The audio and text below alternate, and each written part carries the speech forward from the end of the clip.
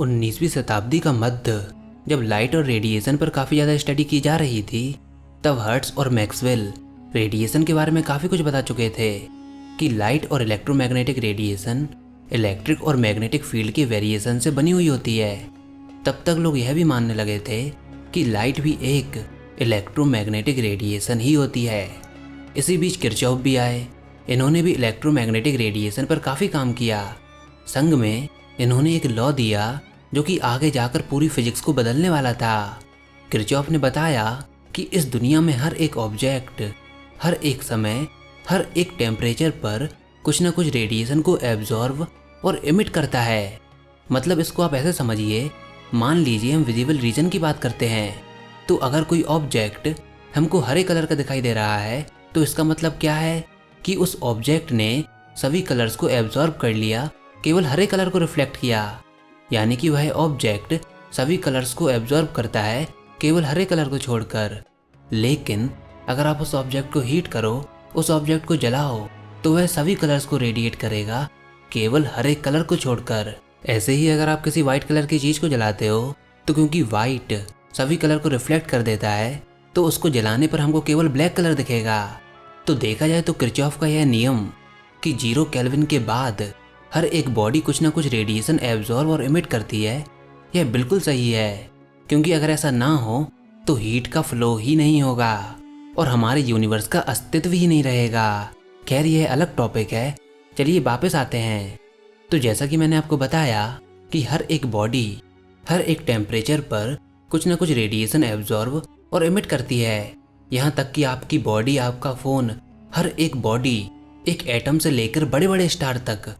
तो यहाँ पर एक चीज़ सामने आती है कि अगर कोई बॉडी उस पर पड़ने वाली हर एक रेडिएशन को एब्जॉर्ब कर ले, या फिर कोई बॉडी जो कि इस दुनिया में मौजूद हर एक रेडिएशन को इमिट करे, तो ऐसी बॉडी को हम बोलेंगे ब्लैक बॉडी। तो उस समय ब्लैक बॉडी, जिसको हिंदी में कृष्ण पिंड भी कहा जाता है, ब्लैक बॉडी का कंसेप्ट सामने आया। एक ऐसी बॉडी जो कि उस पर पड़ने वाली 100% ऑफ द रेडिएशन को एब्जॉर्ब कर ले, या फिर 100% ऑफ द रेडिएशन को इमिट करे। लेकिन पहली बात, जरूरी नहीं कि ब्लैक बॉडी का कलर ब्लैक हो, और दूसरी बात, हमारे पूरे यूनिवर्स में परफेक्ट ब्लैक बॉडी एग्जिस्ट ही नहीं करती। लेकिन फिर भी हम किसी किसी चीज़ को ब्लैक बॉडी कहते हैं, जैसे कि हमारा सन, क्योंकि वह सभी इलेक्ट्रोमैग्नेटिक रेडिएशन को इमिट करता है। ऐसे ही कार्बन ब्लैक। तो 19वीं शताब्दी में ब्लैक बॉडी का कंसेप्ट सामने आ चुका था। साइंटिस्ट लैब में ब्लैक बॉडी बनाने में लगे हुए थे, जिससे कि वो परफेक्ट ब्लैक बॉडी को और भी अच्छे से जान पाएं। तो ऐसे में लैब में एक चैम्बर बनाया गया, जिसमें अगर एक बार कोई भी रेडिएशन चली जाती है तो वह उससे एस्केप नहीं कर पाती। जैसा कि आप इस डायग्राम में देख सकते हो, इस चैम्बर को ऐसे डिज़ाइन किया गया है, ऐसे मॉडिफाई किया गया है कि रेडिएशन ओपनिंग में से आ तो पाती है, लेकिन बाहर एस्केप नहीं कर पाती। ऐसे ही अगर आप इस चैम्बर को पूरी तरह से बंद कर लें और उसको हीट करें, तो उसके सरफेस से जो रेडिएशन इमिट होगी, वह रेडिएशन भी ब्लैक बॉडी रेडिएशन की तरह ही होगी।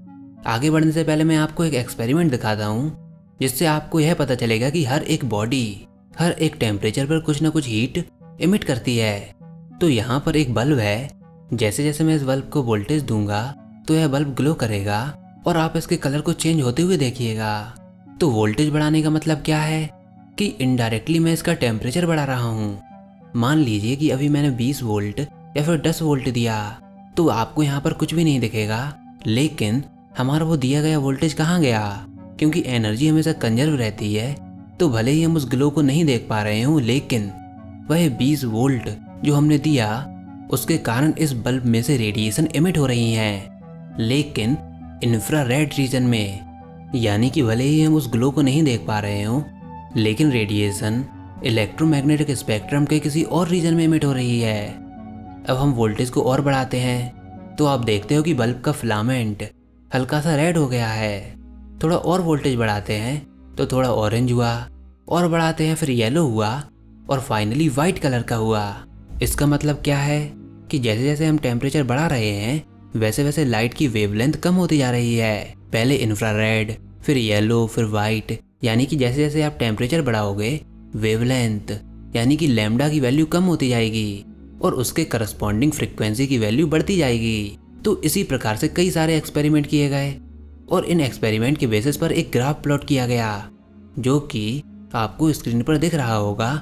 इस ग्राफ को हम बोलते हैं ब्लैक बॉडी रेडिएशन कर्व। यहाँ पर एक्स एक्सिस पर वेवलेंथ की वैल्यू है और वाई एक्सिस पर म्यू लैम्डा है। म्यू लैम्डा रेडिएशन की एनर्जी है लैम्डा से डी लैम्डा की रेंज में।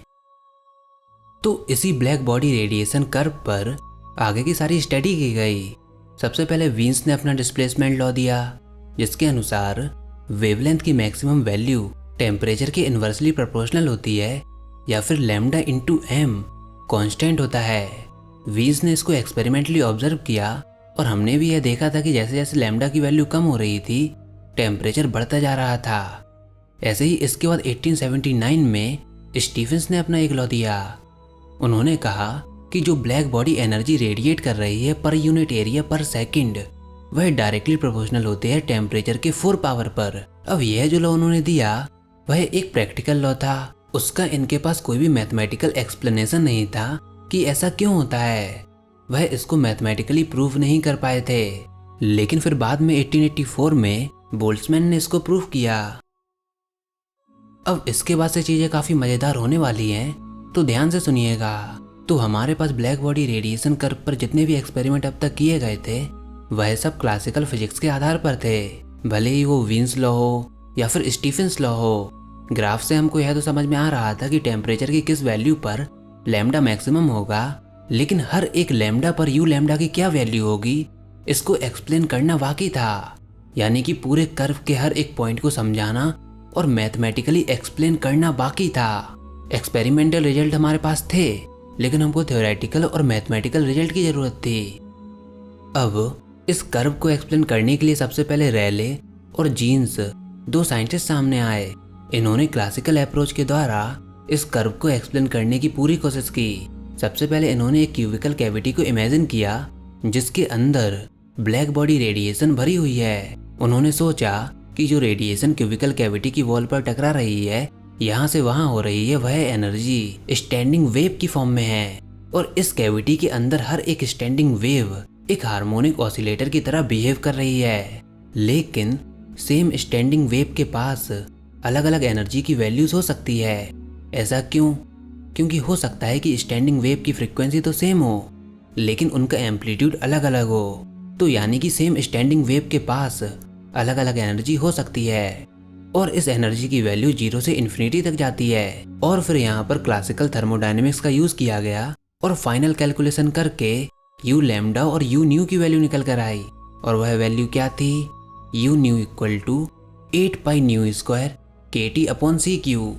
आप इसको लैम्डा में भी चेंज कर सकते हो। चलिए अब देखते हैं कि क्या ये वैल्यू हमारे ब्लैक बॉडी रेडिएशन कर्व को एक्सप्लेन कर पाती है या नहीं। तो देखिए, स्टार्टिंग में फ्रीक्वेंसी और लैम्डा की वैल्यू कम होती है, तो यह इक्वेशन स्टार्टिंग में तो कर्व को अच्छे से एक्सप्लेन कर रही है, लेकिन जैसे जैसे फ्रीक्वेंसी और वेवलेंथ की वैल्यू बढ़ती जाती है तो न्यू स्क्वायर है, यानी कि जैसे जैसे आप वैल्यू बढ़ाओगे तो न्यू स्क्वायर की भी वैल्यू कंटिन्यूसली लगातार इंक्रीज होती रहेगी। लेकिन एक्चुअल कर्व में ऐसा नहीं होता। एक्चुअल कर्व में पहले वैल्यू इंक्रीज होती है और फिर डिक्रीज होती है, और इस इक्वेशन के अकॉर्डिंग आपकी वैल्यू तो इन्फिनिटी तक बढ़ती जाएगी। और इस चीज को बोलते हैं अल्ट्रा वायलेट कैटास्ट्रॉफ, यानी कि एक तरीके से तबाही हो रही है। तो यानी कि यह classical equation black body radiation curve को एक्सप्लेन करने में फेल हो रही है, क्योंकि कर्व में तो पहले आपकी वैल्यू इंक्रीज हो रही है और फिर डिक्रीज हो रही है, लेकिन इस इक्वेशन के अनुसार आपकी वैल्यू लगातार इन्फिनिटी तक बढ़ती जाएगी। तो अब now enter the Max Planck. इसके बाद मैक्स प्लैंक सामने आए। प्लैंक ने भी इस कर्व को एक्सप्लेन करने की पूरी कोशिश की। वह भी मैथमेटिकल और क्लासिकल थर्मोडायनेमिक्स पर पूरा बिलीव करते थे। इनकी मैथमेटिक्स भी काफी अच्छी थी, लेकिन जब उनको यह पता चला कि classical physics black body radiation curve को एक्सप्लेन करने में फेल हो गई है, तो फिर उन्होंने कुछ चेंजेस किए, कुछ अलग कंडीशन सेट की इस कर्व को डिफाइन करने के लिए। और जो चेंजेस और जो संशोधन उन्होंने किए, वह चेंजेस आगे जाकर क्वांटम मैकेनिक्स का आधार बनी। सबसे पहले सबसे बड़ा चेंज तो उन्होंने यह किया कि जो क्लासिकल फिजिक्स में हम ये मान रहे थे कि एनर्जी स्टैंडिंग वेव के अंदर कंटिन्यूस फॉर्म में होती है, तो सबसे बड़ा चेंज उन्होंने यह किया कि एनर्जी कंटिन्यूस और स्टैंडिंग वेव में ना होकर फ्रीक्वेंसी के फॉर्म में होती है, या यूँ कहें कि फ्रीक्वेंसी की डिस्क्रीट फॉर्म में होती है, यानी कि E = Nhν। यहाँ पर n एक इंटीजर है और h एक यूनिवर्सल कांस्टेंट है, और ये एनर्जी कंटिन्यूस ना होकर एक डिस्क्रीट फॉर्म में है। एनर्जी कंटिन्यूस नहीं बदल रही बल्कि डिस्क्रीट फॉर्म में है। और जब उन्होंने इन सब चीज़ों को अज्यूम करके कैलकुलेशन की तो प्लैंक्स की यह इक्वेशन सामने आई, जिसको आप अपनी स्क्रीन पर देख सकते हो। और प्लैंक्स की इस इक्वेशन को हम बोलते हैं प्लैंक्स रेडिएशन लॉ। अब अगर आप थोड़ा खुद कैलकुलेशन करोगे तो आपको पता चलेगा कि प्लैंक्स ने जो कैलकुलेशन की है वह ब्लैक बॉडी रेडिएशन कर्व को सभी जगह अच्छे से डिफाइन कर रही है। यानी कि प्लैंक्स ने ब्लैक बॉडी रेडिएशन कर्व को पूरी तरह से डिफाइन कर दिया। लेकिन प्लैंक्स इस पर ज़्यादा खुश नहीं थे, क्योंकि जो उन्होंने अज्यूम किया था E = nhν क्वांटम पैकेट्स के फॉर्म में, इसका उनके पास कोई भी जस्टिफिकेशन नहीं था। बस उस वैल्यू को पुट करने पर कर्व एक्सप्लेन हो रहा था। उनके पास इसका कोई जस्टिफिकेशन नहीं था। उनको लगा कि यह बस एक मैथमेटिकल ट्रिक है जिसको यूज़ करने पर यह कर्व एक्सप्लेन हो रहा है। उनके अनुसार यहाँ पर कहीं ना कहीं फिजिक्स मिसिंग है, इसलिए वह अपने इस रिजल्ट से ज़्यादा खुश नहीं थे। लेकिन बाद में यह पता चला कि वह फिजिक्स मिसिंग नहीं बल्कि काफ़ी लंबे अरसे से छुपी हुई है, जो कि अब निकलकर सामने आ रही है। और यहाँ से स्टार्टिंग हुई क्वांटम फिजिक्स की। पहली बार एनर्जी को डिस्क्रीट पैकेट के फॉर्म में अज्यूम किया गया, क्वांटा के फॉर्म में अज्यूम किया गया, एक पैकेट के फॉर्म में अज्यूम किया गया। तो प्लैंक्स जो यह मान रहे थे कि यहाँ पर कोई फिजिक्स मिसिंग है, वह फिजिक्स मिसिंग नहीं थी बल्कि वह काफ़ी लंबे अरसे से हमसे छुपी हुई थी, जो कि अब सामने आ रही है। तो यहाँ से जन्म हुआ क्वांटम मैकेनिक्स का। यहाँ से क्वांटम मैकेनिक्स की स्टार्टिंग हुई। इसके बाद क्वांटम मैकेनिक्स को एक पुश फोटो इलेक्ट्रिक इफेक्ट के बाद मिला। तो फ्रेंड्स, यह सब था आज की वीडियो में। आई थिंक आपको यह वीडियो ज़रूर पसंद आई होगी। अगर ऐसा है तो इस वीडियो को लाइक कीजिए, अपने दोस्तों के साथ शेयर कीजिए, और अगर आपने हमारा चैनल अभी तक सब्सक्राइब नहीं किया तो इसको सब्सक्राइब कर लीजिए, ताकि आगे आने वाली कोई भी वीडियोस और अपडेट्स आपसे मिस ना हो पाएँ। और फ्रेंड्स, साथ ही साथ हमको इंस्टाग्राम पर भी फॉलो कीजिए, लिंक नीचे डिस्क्रिप्शन में दी गई है। तो फ्रेंड्स, मिलते हैं ऐसे ही एक और नए एपिसोड में।